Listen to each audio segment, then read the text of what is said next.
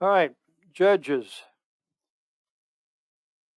Man's rebellion, God's mercy. We are in chapter 10. I've entitled this Exasperating God. Exasperating God. You might think, well, you can't exasperate God. Well, I think if you read the scriptures very carefully, you can exasperate God. And I'll try to go ahead and explain in part 1 here from Jephthah's life. So, if you take a look at chapter 11, no, chapter 10. We're in chapter 10, not 11. Take a look at the first couple of verses. Now, after Abimelech died, Tola, the son of Puah, the son of Dodo, a man of Issachar, arose to save Israel, and he lived in Shamar in the hill country of Ephraim. And he judged Israel 23 years. Then he died and was buried in Shamar. After him, Jair the Gileadite arose and judged Israel 22 years. He had 30 sons who rode on 30 donkeys, and they had 30 cities in the land of Gilead that are called Heva Jara to this day. Then Jara died and was buried in Kaman. Then the sons of Israel again did evil in the sight of the Lord. We're not going to spend a whole lot of time on Tola and Jara. I found this slide on the internet that summarizes these verses.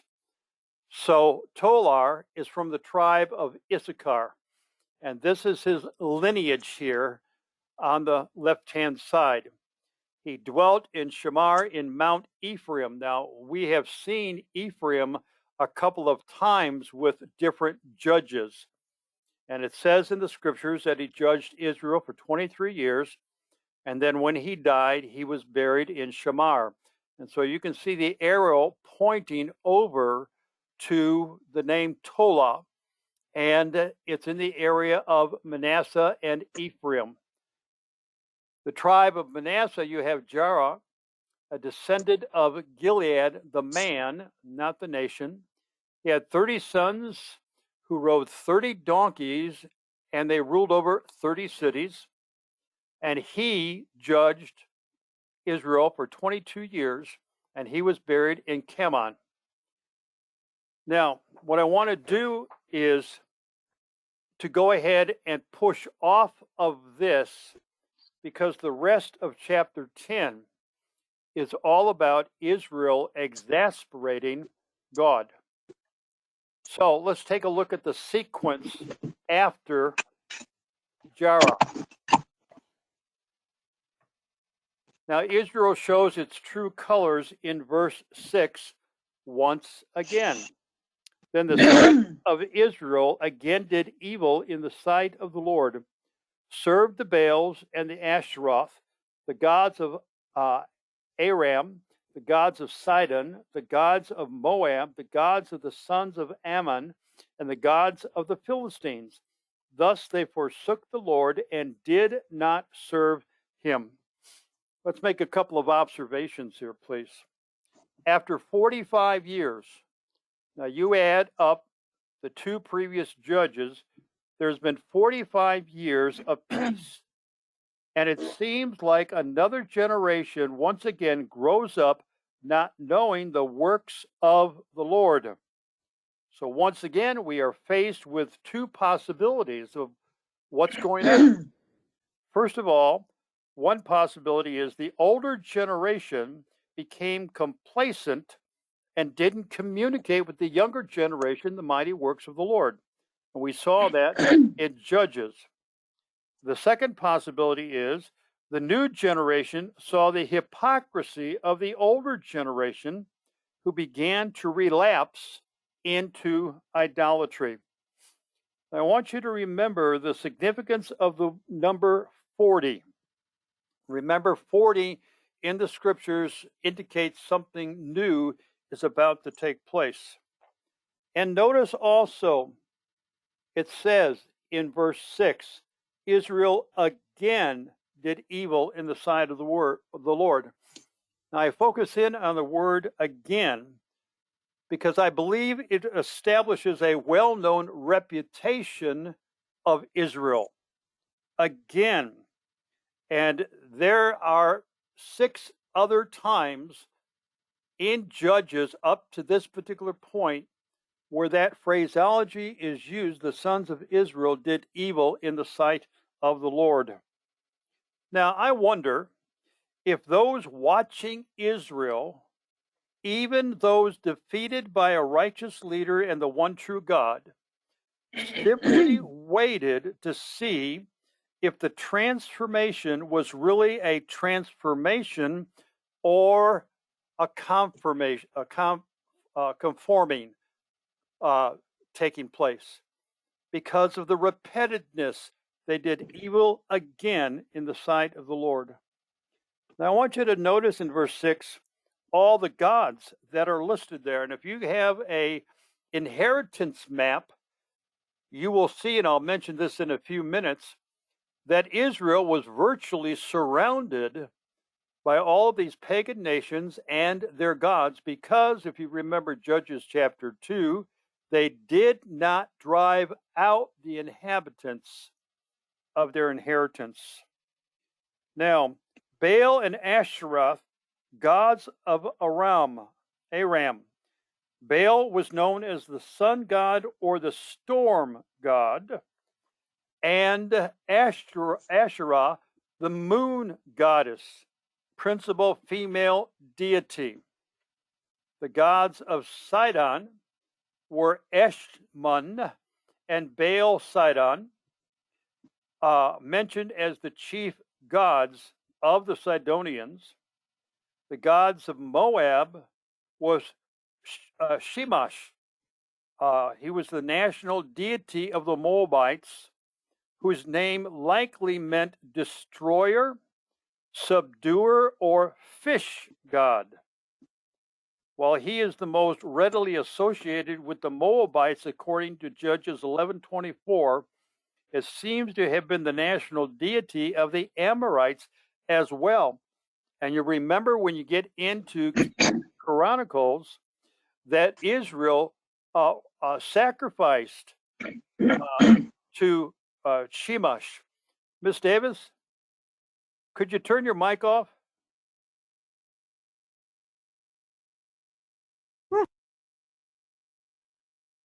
Pastor, I think it's Annette. Oh, I'm sorry. All right. Somebody's coughing, which I'm sorry you're coughing, but it's coming through for everybody else. The gods of the sons of Ammon were Milcom and Molech. And then the gods of the Philistines were Dagon. He was the principal deity of the Philistines. He was the god of fertility and crops. He's also figured prominently in the Philistine concepts of death and afterlife. Now, if you take a look, as I mentioned, at the inheritance map that was given to you at the beginning of the study, you will see the widespread presence of these pagan gods. And you might say to yourself that Israel never had a chance to change. They lived in an environment hostile and difficult to change. But may I suggest to you, beloved, we are wrong on such a bogus assumption. God repeatedly told them he had given them the land, that he would drive out the inhabitants of the land, that he would fight for them. But we see early on how Israel set themselves up for defeat by not driving out the inhabitants of their inheritance, according to Judges chapter 2. Now, this brings up a very interesting point. Had Israel driven out the inhabitants of the land, they would be less prone to pledge their loyalty to the pagan gods and to serve them and become enslaved to them. We live in a culture that is anti-Christian. It opposes the things that we hold dear. The most precious thing that a Christian can hold to is the Word of God, because the Christian believes, I hope, that the Word of God is absolute, it is inerrant, it is infallible, it applies to every person at any time in any given situation. That is the anchor of our soul when we are living surrounded by a pagan culture. And yet, Christians do change, and they can change regardless of the culture that surrounds them. Now, we need to be careful that when God shows us an idol in our life, that we deal with it and get rid of it completely. And we'll see what Israel did not do. We can live above our culture and the circumstances that surround us. We do not need to portray the possible image. Is this change for real? And I think I can speak for all of us that we have seen somebody enslaved to a sin, and we've seen the cycle, just like the book of Judges: sin, servitude, supplication, salvation. And you take a look at people you love and you know, family and friends and neighbors and maybe even church people, and you see the cycle. And when the sin enslaved them so much that the consequences are so unbearable, and we're going to see that here, they cry out to God.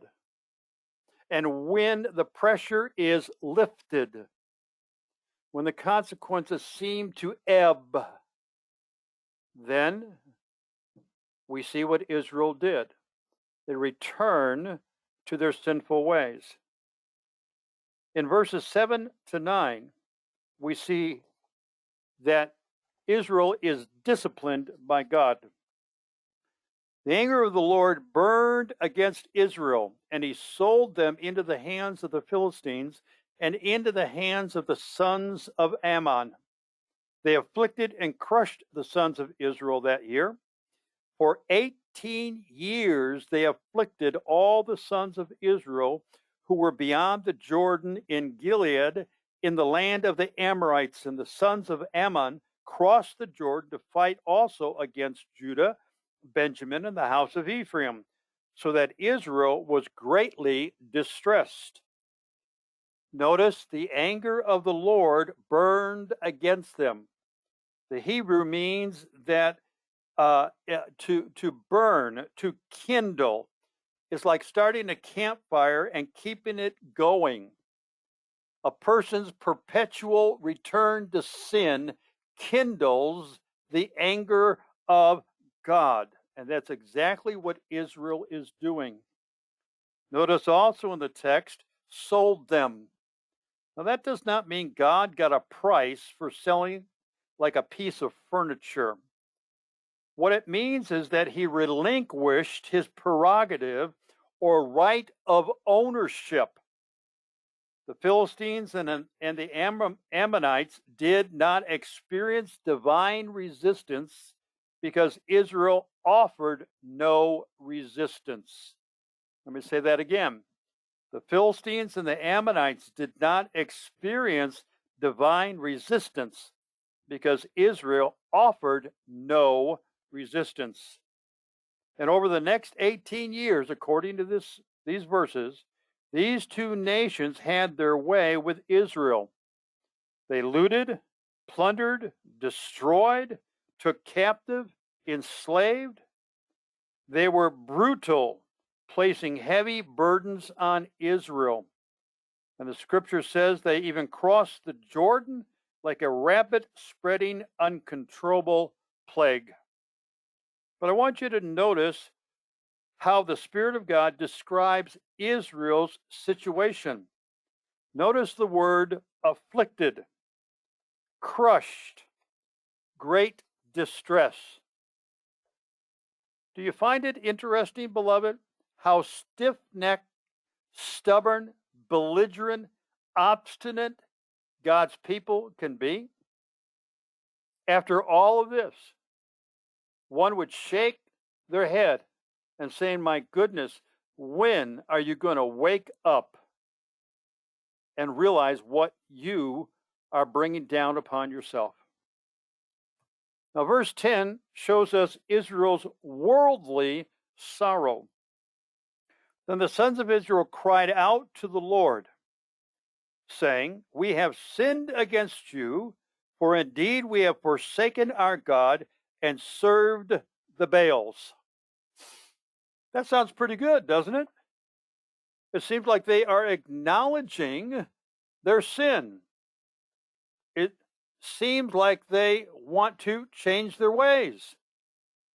If you take a look at the rest of the context that we will in a minute, but in particular the words, sinned. In the Hebrew, it means miss the mark or gone wrong. Forsaken means to leave, to forsake, to be loosed from something. And then serve means to work, pledge allegiance to, become subservient to. So it seems like they're using all of the right words before God. However, God does not respond like we think he might. Look at verses 11 to 14. The Lord said to the sons of Israel, did I not deliver you from the Egyptians, the Amorites, the sons of Ammon, and the Philistines? Also, when the Sidonians and the Amalekites and the Maonites opposed you, you cried out to me, and I delivered you from their hands. Yet you have forsaken me and served other gods. Therefore, I will no longer deliver you. Go and cry out to the gods which you have chosen. Let them deliver you in the time of your distress. So what's going on here? God asserts one premise in the form of a question in verse 11. Did I not deliver you? Did I not deliver you? And he cites 7 nations in 2 of the verses, 11 and 12. Begins to talk about the deliverance from Egypt that set the stage. Now listen to this. That set the stage for Israel to be victorious over the inhabitants of their inheritance. What enemy would loom larger, be more powerful than the Egyptians that had kept them in captivity for 430 years, 5-6 generations, and that was washed away in their sight by God collapsing the walls of the Red Sea? What enemy could stand against them when God poured forth water from the rocks, when he showered manna from heaven and provided quail, when he helped Joshua win the battle when the sun was about to go down, and Moses kept his hands held high with the help of Aaron and the other guy's name.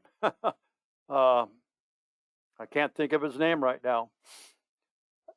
He starts out with Egypt. In fact, this victory over the Egyptians was so powerful as they entered into the land. When they came to Jericho, the lady on the wall that hid them stated that what happened in Egypt, as well as the 2 kings of Sidon and Og, were well known and struck fear in the hearts of the people in the land. But you got verse 13 that says, yet you have forsaken me.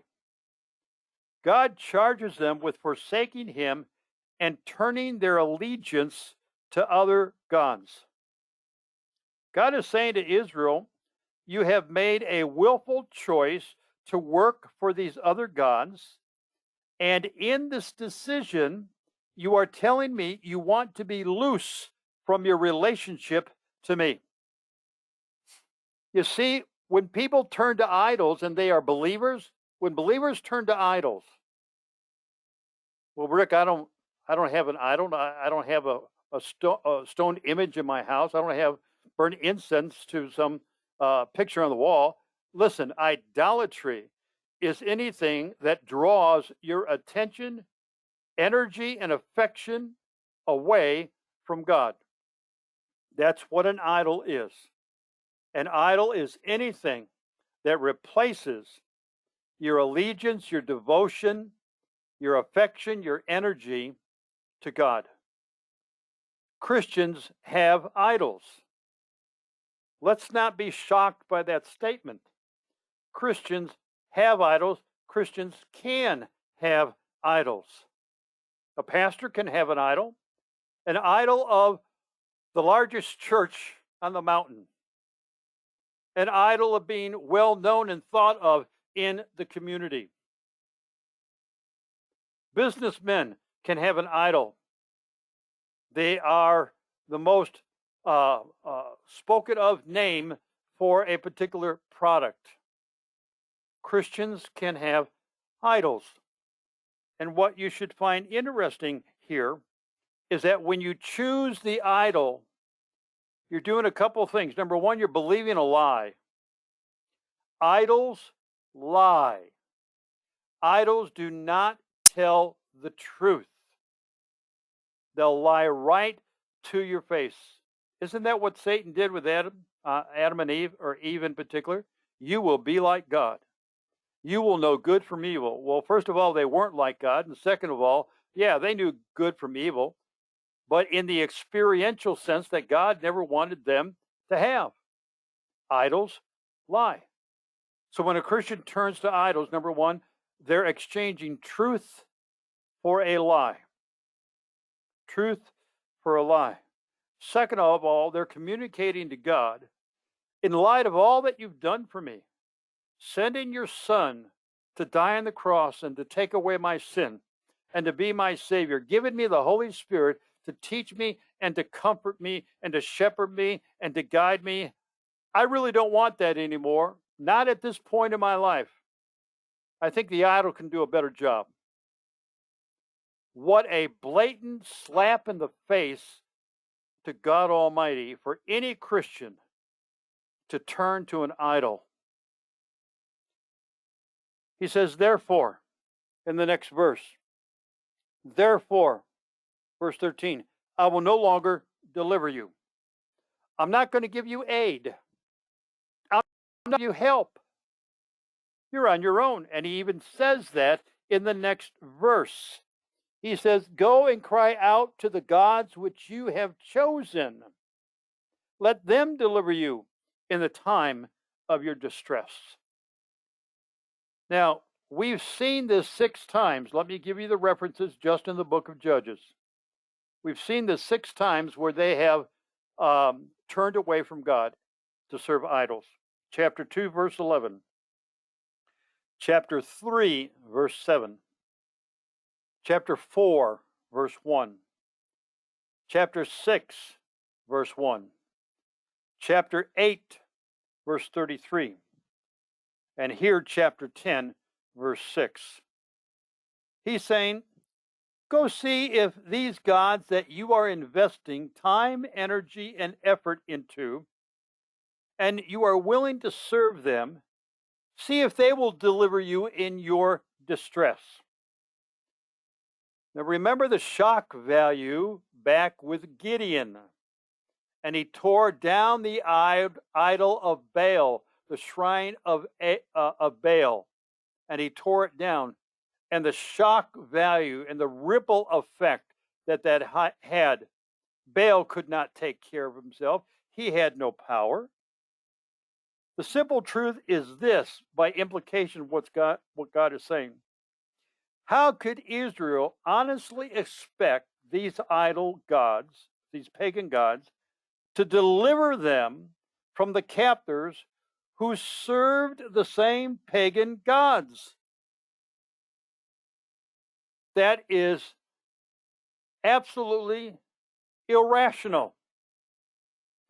If the pagan god cannot take care of himself, how in the world is the pagan god going to rescue them that they are enslaved to? That's like a criminal who has a hostage and is not going to release the hostage. He'll keep on holding on to the hostage. I want you to look at verses 15 to 16. Israel exhibits outward sorrow. The sons of Israel said to the Lord, "We have sinned. Do to us whatever seems good to you. Only please deliver us this day." So they put away the foreign gods from among them and served the Lord, and he could bear the misery of Israel no longer. All right, what's going on here? They publicly acknowledge they sinned against God. And they use the same word that they did in verse 10. They have gone astray. They have missed the mark. Now, to substitute their sincerity, they tell God to do whatever seems good to him.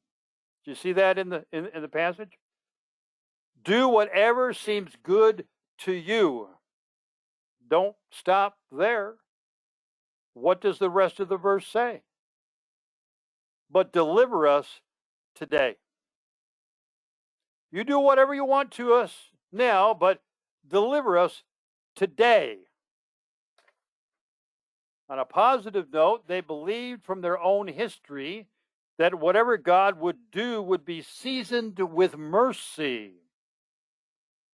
But on a self-serving note, they want relief. They want to be released from the consequences of their choices now. Don't you find that when you are working with people? We have the worldly sorrow, not godly sorrow. If you don't know the difference, go back to the broadcast that I did a couple of weeks ago. They have this worldly sorrow, and they have the tears, and they show evidence of brokenness and humility. And they want God to deliver them now from the consequences of their choices. Interesting thing about God's discipline in our lives, and especially the Christian. He knows the genuineness of a Christian's repentance because he's omniscient, right? He knows. And if God knows that my repentance is not godly sorrow, does not have the marks of godly sorrow, 2 Corinthians 7:11, God is not obligated to lift the consequences so I can feel better about my situation. God's discipline should be understood not only as corrective punishment, but as preventative training. Did you get that? God's discipline should not be only understood of his punishment in my life, but of training me for the future so I do not fall back, I do not choose to go back into that sin. I had a very unpleasant experience with God years ago when I first met Carolyn. I was smoking 3 packs of cigarettes a day. She lived across from Moody Bible Institute in Chicago. And I would try to hide it. But the Lord started working on me like he worked on my mother through headaches. And they were severe. Some might call them migraine. I don't know. It just hurt like the dickens. And I did not like it. I would weather the storm in the late afternoon and in the evening, load up on aspirin, wake up in the morning feeling pretty good, go down and pick up Carolyn and drive her a whole block across LaSalle Street to Moody Bible Institute. And immediately before I started my rounds, I'd stop and get a pack of cigarettes. Back then, they were fairly inexpensive. I would light one up, take 2 puffs, and guess what came back? You got it, a headache. All day long, the headache. God says, you know, Rick, you seem like you want to stop.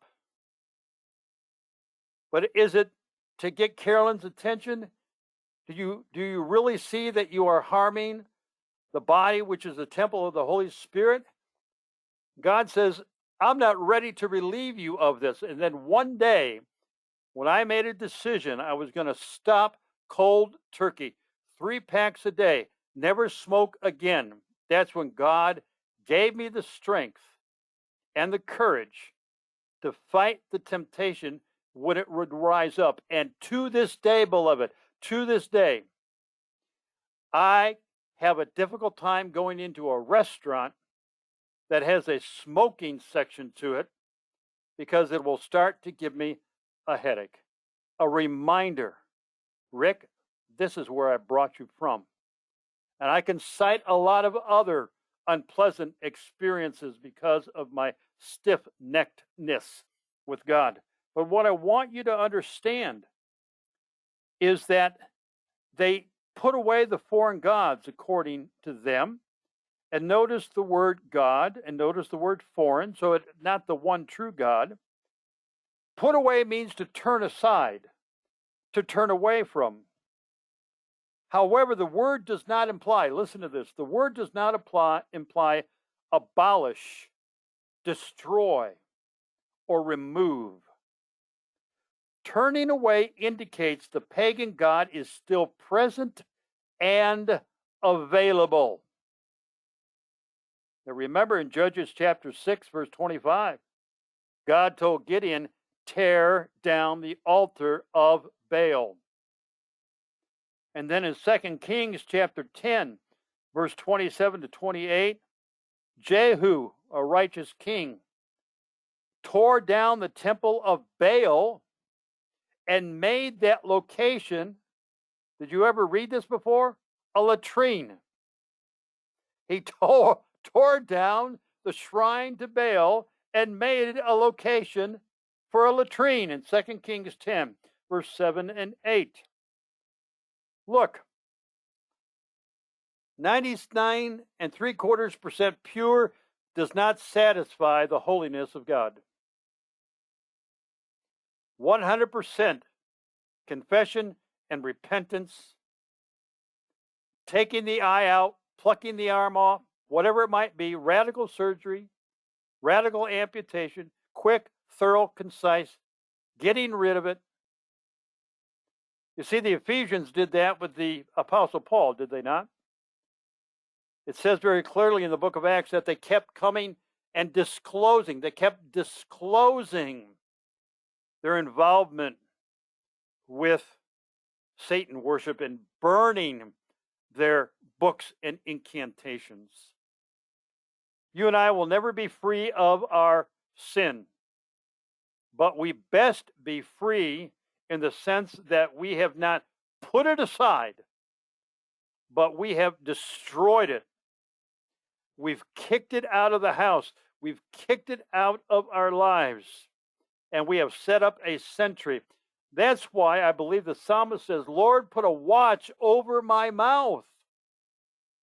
Because the psalmist knew that that could be a struggle for him. They returned to working for the Lord. That's what it says in verse 16. that we will serve the Lord. And then we have this interesting phrase. What does it mean that God could bear their misery no longer? Wow, really? All of God's nature, character, and attributes are balanced. I need to say this to set up what the understanding is. God's holiness cannot overshadow his mercy, nor can his judgment consume his love. Now listen, even though God released Israel to their own devices and subsequent consequences, his discipline is tempered by his compassion. The natural consequences were a tool in God's merciful hand to bring about change.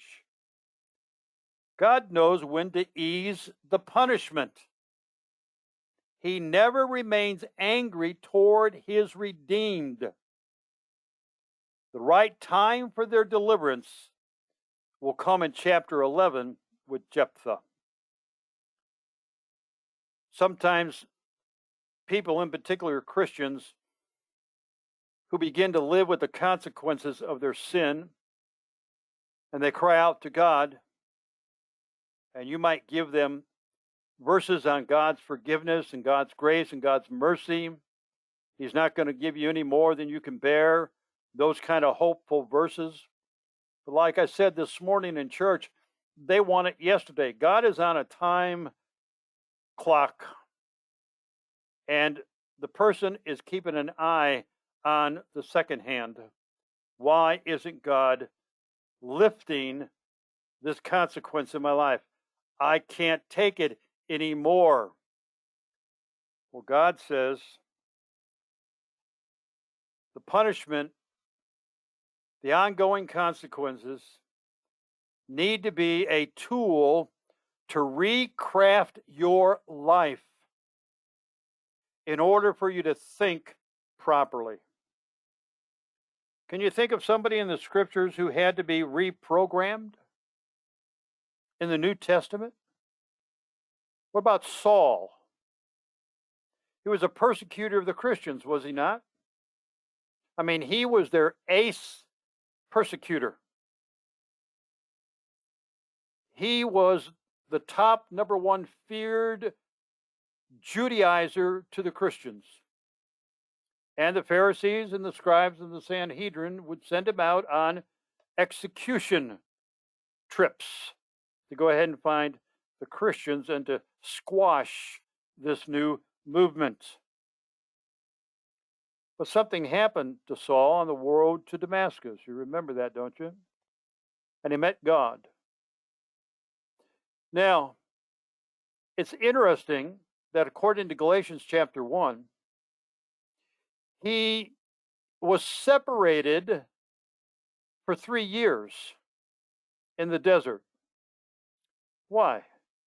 He had to be reprogrammed to think about his understanding of Judaism from a Christian worldview, not the legalistic Judaism point of view. Moses had the same experience, did he not? He thought he could deliver Israel by the power of his might. And when the consequences came up, he ran, and there he was in the wilderness for 40 years tending sheep. I wonder if that's where he really learned patience in caring for those sheep, because he wasn't very patient the first 40 years of his life when he killed that Egyptian. Consequences are a tool to reshape our thinking. So when that temptation or trial comes back up again, we will not revert back to how we thought prior to that time. Now look at verses 17 to 18. I've entitled this, Israel is dull of hearing. Now track with me here, okay? Then the sons of Ammon were summoned, and they camped in Gilead, and the sons of Israel gathered together and camped at Mizpah. Now, Okay, we have these two semi-mountain ranges, and we've got one enemy on one side and Israel's army on the other side. And what's going on here in verse 18? The people, the leaders of Gilead, said to one another, "Who is the man who will begin to fight against the sons of Ammon? He shall become head over all the inhabitants of Gilead." Now, track with me here. An ensuing military campaign is on the horizon. The sons of Ammon gather at Mizpah, and opposite them is the army of Israel. Now, if you do a little study on Mizpah, you'll realize that this becomes a central ground of battles. Israel has been accustomed to a human figure leading them in battle. All the other judges led them into battle. There was a physical presence there. Moses was a physical presence representing God. We've seen the other occupations and how God raised up a man or woman to deliver Israel from their captors. Now, here's what I find disturbing. I find it disturbing that they are conferring with one another about who that person would be, and then to declare that person would become head over the inhabitants of Gilead. Don't you find that odd? The idea of being head is that this person would symbolize being the leader, the point of focus, the person in charge. Now, notice two glaring things that I observe. After God reminds them of all the nations he has delivered them from, there is no record of them consulting God about the battle and who God would want them to appoint to lead them. This is a subcommittee making decisions apart from God. A second observation, there is no acknowledgement that God, who gave the victory, would be the ruler over Gilead, but the man who delivers them. So even if a man is appointed, they are looking for the man to be the leader instead of going back to a theocracy where God is the leader. And we've seen that with all the judges. Once the righteous judge dies, they return to their pattern of life. Now, what are some of the lessons here? One lesson I would suggest to you is this: the passing of time does not guarantee genuine change of heart and mind. 45 years of peace between the two judges up front that have very little comment except their lineage, that did not change the heart and the mind of Israel. If you go back and look at one of the charts there that I gave you at the beginning of this course, you will see the judges and how long peace was established before another judge had to come along. But you have to lay that beside the fact that after that judge and the peace expired, they returned to doing evil in the sight of the Lord. They returned to their idolatry.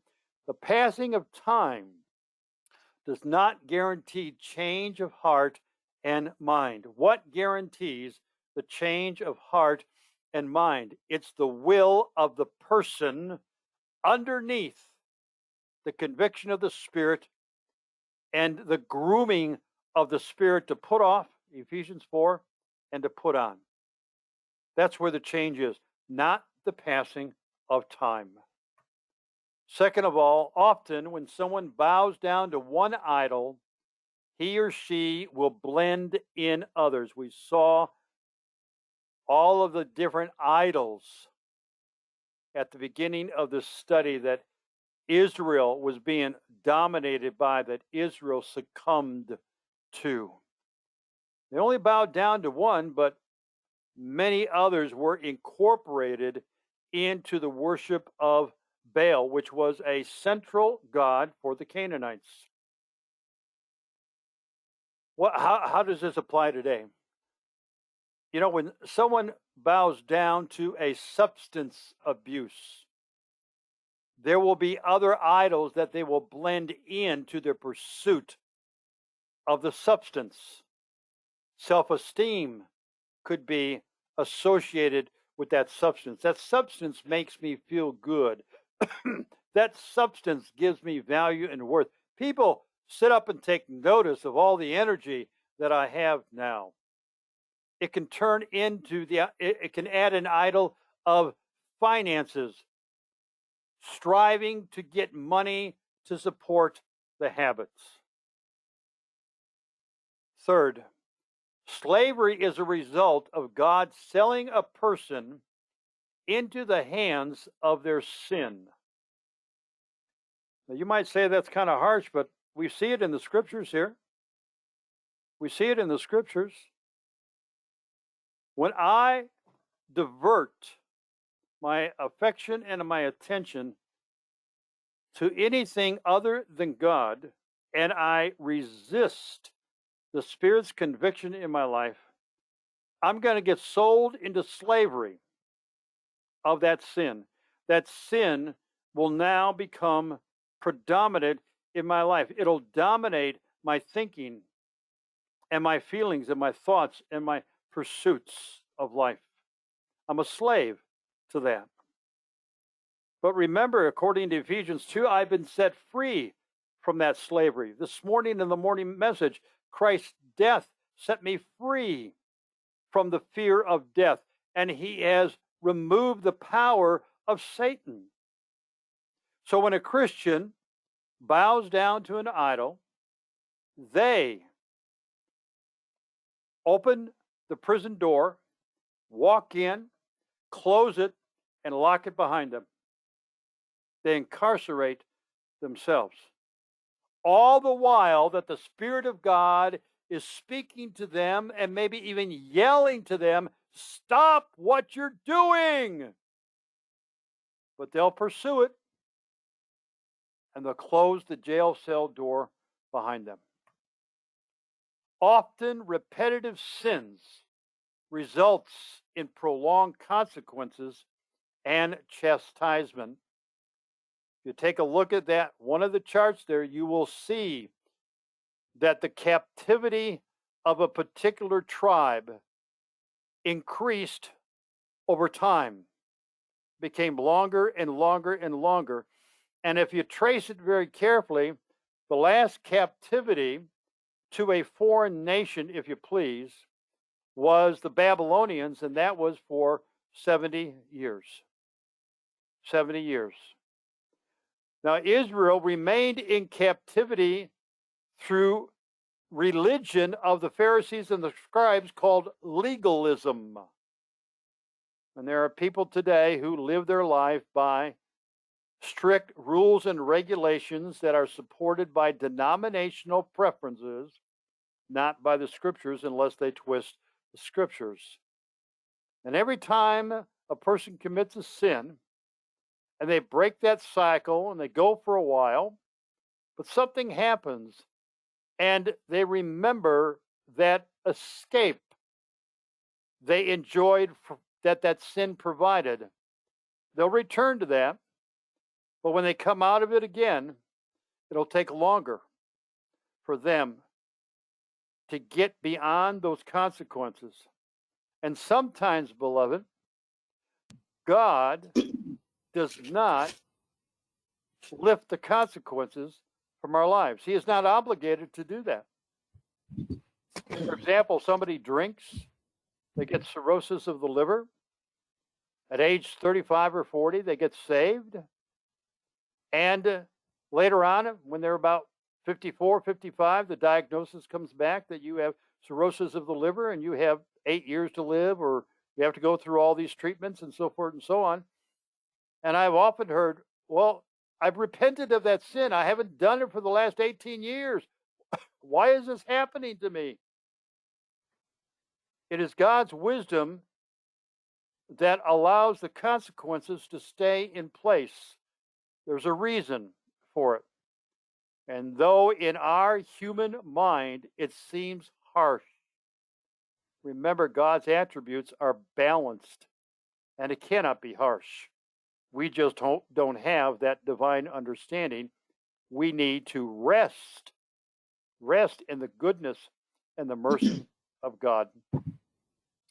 And then when the Lord rebukes us, he often reminds us of his past faithful, merciful acts like he did here. Was it not I who brought you out of Egypt? Was it not I who handled all of these 7 nations that came upon you? And the Lord will commission the Spirit of God in the Christian's life to say, wait a minute, wasn't I here for you this time? And didn't I deliver you here? And didn't I answer your prayer here? And so forth and so on? There is no human being that is more faithful than God. Only God is. And then God's covenant relationship is based on his love. Remember, he couldn't take it any longer. He was grieved over their sin. The Hebrew word for covenant love is hesed. Hesed, it's combined of 2 words, loyal, love. And God has a covenant with his people of loyal love. Regardless what his people do, his love is committed to them. He is loyal to his covenant and to his people. Now, that does not mean that he's weak when it comes down to dealing with sin. That's not what it means. But it means no matter what, he's loyal to me. And in his love, like we'll discover later on in Hebrews, he disciplines every son that comes unto him. And then finally, self-reformation opens the door to return to autonomy and independence. I do not see genuine repentance in the men of Gilead. I see outward sorrow. I see worldly sorrow as I read the New Testament back into this portion of Scripture. I see them putting away, but having real close the idols by. They didn't destroy them. And all of this leads to them seeing that, okay, what man is going to go out and fight for us now? No turning to God, no acknowledging of God. They did it mentally and verbally. We have sinned against you. We have turned away from you. Do whatever seems good to you, but please do it now. That opens the door to autonomy and independence. Look what I've done. I'm involved with this AA group, and I haven't had a drink in 17 years. Watch out, pride comes before a fall. Next week, we are going to talk about Jephthah, the outcast. If you have a chance, why don't you contrast his family situation with Abimelech and see who responded righteously and who responded unrighteously.